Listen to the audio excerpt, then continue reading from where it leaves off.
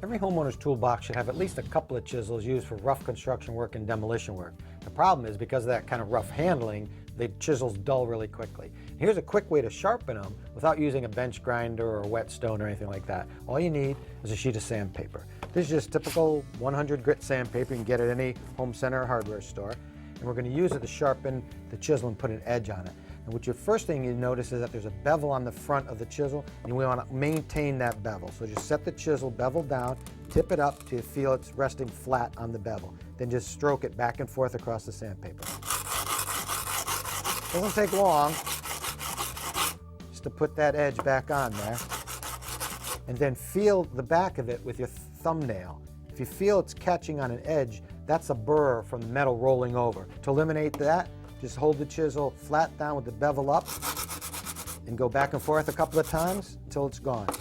There you go. Razor sharp and as good as new.